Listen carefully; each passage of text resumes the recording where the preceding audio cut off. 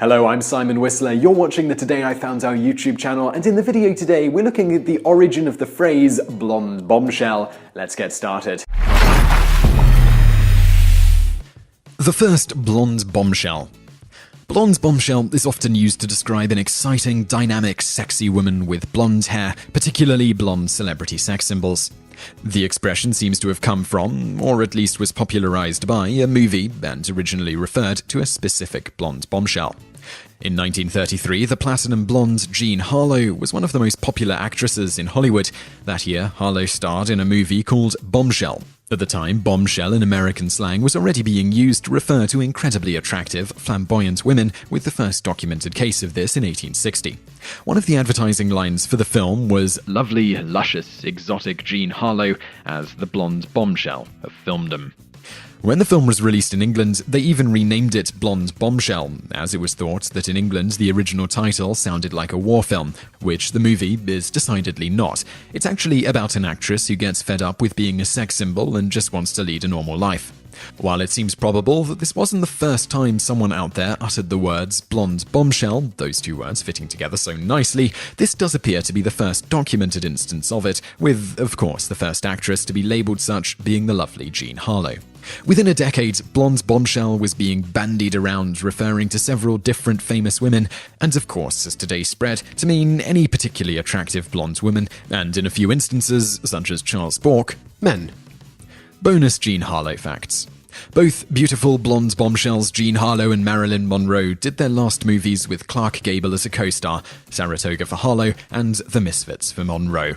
Bonus fact 2. Harlow was not just partially responsible for the blonde bombshell moniker, but also propelled the platinum blonde craze that swept the nation. Howard Hughes even set up platinum blonde clubs, and at one point offered $10,000, about $123,000 today, to anyone who could come up with a hair dye that exactly matched Harlow's supposedly natural platinum blonde hair color. Bonus fact 3. Jean Harlow's real name was Harleen Carpenter. Jean Harlow was actually her mother's name, Jean Poe Harlow, which she decided to use as her stage name. Bonus fact 4. Harlow's mother and father did not get along, the marriage having been arranged despite the objections of the bride. The couple finally divorced in 1922, and Harlow's mother attempted to become an actress, but was considered too old at 34 and was forced to move back to Kansas in order for Harlow's wealthy grandfather to continue to support them. This was a major event in Jean Harlow's life, as when she returned to Kansas with her mother, her grandfather sent her to Camp Chatonka, where she contracted scarlet fever. Obviously, she didn't die of this, so why is this such a momentous occasion in her life? Because many speculate that it was her bout with scarlet fever that ultimately caused the problem that would result in her death at 26 on June 7th, 1937. Specifically, her death was probably due to kidney failure, resulting in uremic poisoning, the buildup of various toxins in the blood, causing a variety of complications. She also gained significant water weight during this time, as you might expect from kidney failure. The official cause of death recorded at the time was cerebral edema, basically excess water in the brain. For about a month, Harlow's illness was misdiagnosed as the flu and then a gallbladder infection, even though she had been showing signs of the real problem for over a year. It wasn't until on June 6th, the day before her death, that she checked back into hospital after having vision problems, and the doctor realized that her illness was something more severe.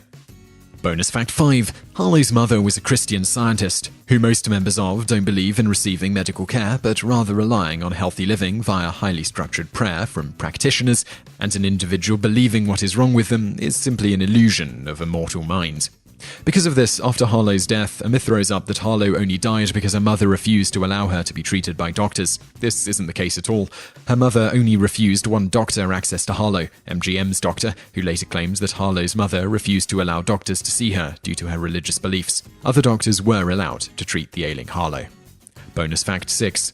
Unfortunately for Harlow, medical science had not yet advanced enough to be able to do anything about her condition at the time, even had she been diagnosed correctly.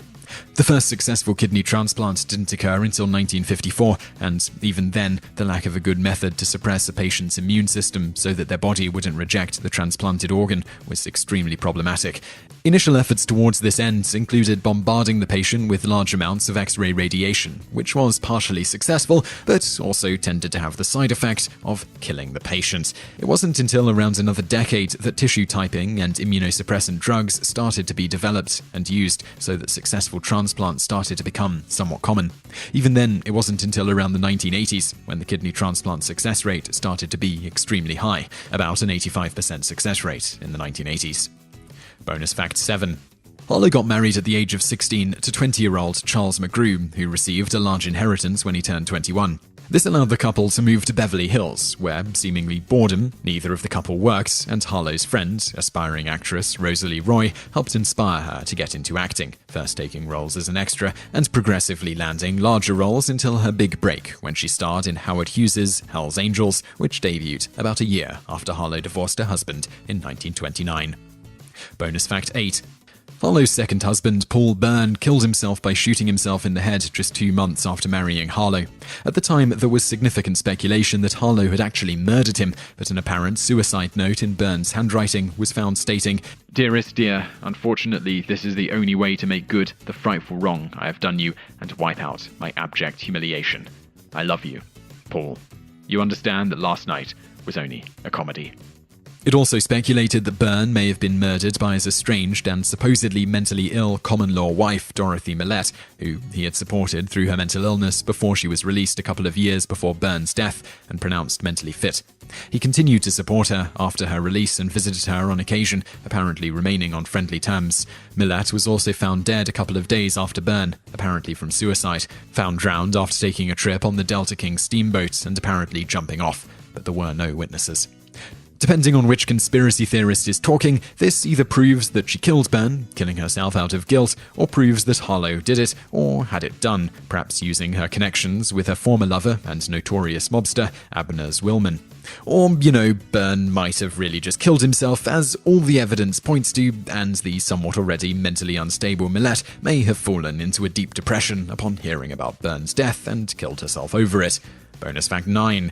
Jean Harlow was the godmother of mobster Benjamin Bugsy Siegel's daughter, Millicent Siegel. Bonus fact 10. Harlow's third marriage was arranged by MGM in order to avoid a scandal. Shortly after Byrne's death, Harlow began having an affair with famed boxer Max Baer, who was married at the time, though already separated from his wife. When Baer's wife finally officially filed for divorce, she listed Harlow as one of the reasons, because of the affair. MGM hoped that by having Harlow marry Harold Rossen, this would help quell the scandal occurring so soon after the previous scandal of Byrne's suicide. It worked, and once the media storm died down about half a year later, Rossen and Harlow ended their arranged marriage. So I really hope you liked that video, and if you did like it, click like below and leave us a comment to let us know what you think. And also check out a couple of our other videos, which are linked to on the screen now, and don't forget to subscribe for brand new videos every day. Thanks for watching.